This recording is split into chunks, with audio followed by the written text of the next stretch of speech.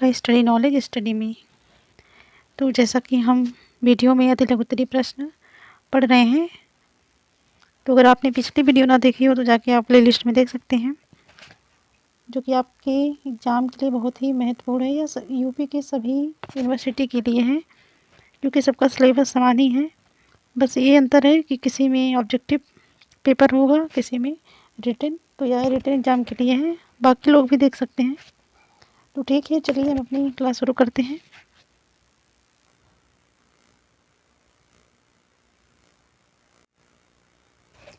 प्रश्न है आज का पहला, रामायण। रामायण क्या है? रामायण हमारा आदि काव्य है जिसकी रचना महर्षि वाल्मीकि ने की थी। मूलतः इस ग्रंथ की रचना लगभग ईसा पूर्व 4वीं शताब्दी में हुई थी। इससे हमें हिंदुओं तथा यवनों और शकों के संघर्ष का विवरण प्राप्त होता है। इसमें यवन देश तथा शकों का नगर कुरु तथा मद्र देश और हिमालय के बीच स्थित बताया गया है। इससे प्रतीत होता है कि उन दिनों यूनानी तथा सिथियन लोग पंजाब के कुछ भागों में बसे हुए थे। तो हम इसका ऐतिहासिक तथ्य देख रहे थे। फिर से हम इसको रामायण के बारे में देख लेते हैं। रामायण हमारा आदि काव्य है जिसकी रचना महर्षि वाल्मीकि ने की थी। मूलतः इस ग्रंथ की रचना लगभग ईसा पूर्व 4वीं शताब्दी में हुई थी। इससे हमें हिंदुओं तथा यवनों और शकों के संघर्ष का विवरण प्राप्त होता है। किसका विवरण प्राप्त होता है? हिंदुओं, यवनों और शकों के संघर्ष का विवरण प्राप्त होता है। इसमें यवन देश तथा शकों का नगर कुरु तथा मध्य देश और हिमालय के बीच स्थित बताया गया है। इससे ऐसा प्रतीत होता है कि उन दिनों यूनानी तथा सिथियन लोग पंजाब के कुछ भागों में बसे हुए थे। अगला प्रश्न है, अथर्ववेद। अथर्ववेद की रचना अथर्व तथा अंगिरस ऋषि द्वारा सभी ग्रंथों के बाद में की गई, यानी और वेदों के बाद में, इसीलिए इसे अथर्वांगिरस वेद भी कहा जाता है। इसमें 731 सूक्त, 20 अध्याय तथा लगभग 6000 मंत्र हैं। इसमें ब्रह्म ज्ञान, धर्म, समाज निष्ठा, औषधि प्रयोग, रोग निवारण, जादू टोना, तंत्र मंत्र आदि अनेक विषयों का वर्णन है। अथर्ववेद का एकमात्र ब्राह्मण ग्रंथ गोपद है। इसको दोबारा देख लेते हैं। अथर्ववेद की रचना अथर्व तथा अंगिरस ऋषि द्वारा सभी ग्रंथों के बाद में की गई, इसलिए इसे अथर्वांगिरस वेद भी कहा जाता है। इसमें 731 सूक्त, 20 अध्याय तथा लगभग 6000 मंत्र हैं। इसमें ब्रह्म ज्ञान, धर्म, समाज निष्ठा, औषधि प्रयोग, रोग निवारण, जादू टोना, तंत्र मंत्र आदि अनेक विषयों का वर्णन है। अथर्ववेद का एकमात्र ब्राह्मण ग्रंथ गोपथ है। गोपथ। अगला टॉपिक है हमारा वेद। वेदों के द्वारा प्राचीन आर्यों के सामाजिक, आर्थिक, धार्मिक एवं राजनीतिक जीवन के बारे में पर्याप्त जानकारी मिलती है। किसके बारे में? सामाजिक, आर्थिक, धार्मिक एवं राजनीतिक जीवन के बारे में पर्याप्त जानकारी मिलती है। वैदिक युग की सांस्कृतिक दशा के ज्ञान का एकमात्र स्रोत वेद हैं। वेदों की संख्या 4 है, ऋग्वेद, यजुर्वेद, सामवेद और अथर्ववेद। इन चारों वेदों को संगीता कहा जाता है। दोबारा देखते हैं इसको। वेदों के द्वारा प्राचीन आर्यों के सामाजिक, आर्थिक, धार्मिक एवं राजनीतिक जीवन के बारे में पर्याप्त जानकारी मिलती है। वैदिक युग की सांस्कृतिक दशा के ज्ञान का एकमात्र स्रोत वेद हैं। वेदों की संख्या कितनी है? वेदों की संख्या 4 है, ऋग्वेद, यजुर्वेद, सामवेद और अथर्ववेद। इन चारों वेदों को संगीता कहा जाता है। क्या कहा जाता है? संगीता कहा जाता है। अगला प्रश्न है पुरुषार्थ। पुरुषार्थ क्या है? पुरुषार्थ प्राचीन भारतीय समाज की एक अत्यंत अनोखी अवधारणा है। भारतीय दर्शन पलायनवादी नहीं है। यहाँ जीवन का चरम लक्ष्य मोक्ष प्राप्त करना माना गया है, परंतु मोक्ष की प्राप्ति धर्म, अर्थ और काम के सम्यक रूप के सेवन से ही हो सकती है। पुरुषार्थ के अंतर्गत इन्हीं धर्म, अर्थ, काम और मोक्ष को स्थान दिया गया है। किसको स्थान दिया गया है? धर्म, अर्थ, काम और मोक्ष को। संसार में रहते हुए अर्थ और काम का सम्यक रूप से सेवन करना और धर्म का पालन करना तथा मोक्ष का मार्ग प्रशस्त करना मानव जीवन का लक्ष्य है। इन्हीं चारों को पुरुषार्थ के नाम से पुकारा जाता है। किसे? धर्म, अर्थ, काम और मोक्ष को। फिर से इसको देख लेते हैं। पुरुषार्थ प्राचीन भारतीय समाज की एक अत्यंत अनोखी अवधारणा है। भारतीय दर्शन पलायनवादी नहीं है। यहाँ जीवन का चरम लक्ष्य मोक्ष प्राप्त करना माना गया है, परंतु मोक्ष की प्राप्ति धर्म, अर्थ और काम के सम्यक रूप के सेवन से ही हो सकती है। पुरुषार्थों के अंतर्गत इन्हीं धर्म, अर्थ, काम और मोक्ष को स्थान दिया गया है। संसार में रहते हुए अर्थ और काम का सम्यक रूप से सेवन करना और धर्म का पालन करना तथा मोक्ष का मार्ग प्रशस्त करना मानव जीवन का लक्ष्य है। इन्हीं चारों को पुरुषार्थ के नाम से पुकारा जाता है। अगला प्रश्न है संस्कार। संस्कार शब्द क्रिया धातु से ध प्रत्यय के योग से निष्पन्न हुआ है, जिसका अर्थ शुद्धता से लगाया जाता है। हिंदू संस्कारों का प्रचलन वैदिक युग से ही था, किंतु इसका विवरण वैदिक कालीन ग्रंथों में नहीं मिलता। सूत्र एवं स्मृति ग्रंथों में इसकी विस्तार से चर्चा है। प्रायः सभी धर्मशास्त्रकार संस्कारों की संख्या 16 मानते हैं। कितनी संस्कारों की संख्या? 16। कौन कौन से हैं? गर्भाधान, पुंसवन, सीमंतोन्नयन, जातकर्म, नामकरण, निष्क्रमण, अन्नप्राशन, चूड़ाकर्म, कर्णभेद, विद्यारंभ, उपनयन, वेदारंभ, केशांत, समावर्तन, विवाह और अंत्येष्टि। पुनः एक बार देख लेते हैं इसको। संस्कार शब्द क्रिया धातु से ध्येय प्रत्यय के योग से निष्पन्न हुआ है, जिसका अर्थ शुद्धता से लगाया जाता है। हिंदू संस्कारों का प्रचलन वैदिक युग से ही था, किंतु इसका विवरण वैदिक कालीन ग्रंथों में नहीं मिलता। सूत्र एवं स्मृति ग्रंथों में इसकी विस्तार से चर्चा है। प्रायः सभी धर्मशास्त्रकार संस्कारों की संख्या 16 मानते हैं।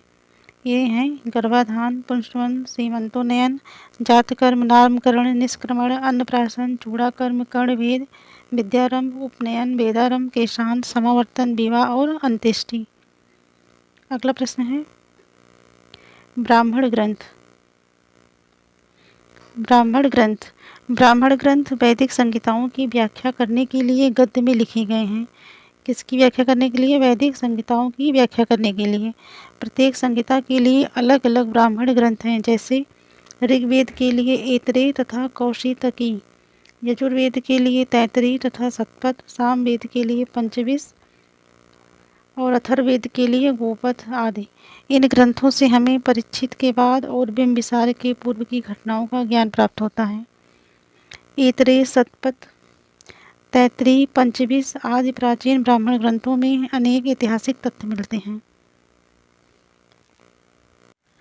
फिर से इस क्वेश्चन को देख लेते हैं। ब्राह्मण ग्रंथ वैदिक संहिताओं की व्याख्या करने के लिए गद्य में लिखे गए हैं। प्रत्येक संहिता के लिए अलग अलग ब्राह्मण ग्रंथ हैं, जैसे ऋग्वेद के लिए क्या है? ऐतरेय तथा कौशितकी, यजुर्वेद के लिए है तैतरीय तथा शतपथ, सामवेद का ब्राह्मण ग्रंथ है पंचविश और अथर्ववेद का ब्राह्मण ग्रंथ है गोपथ।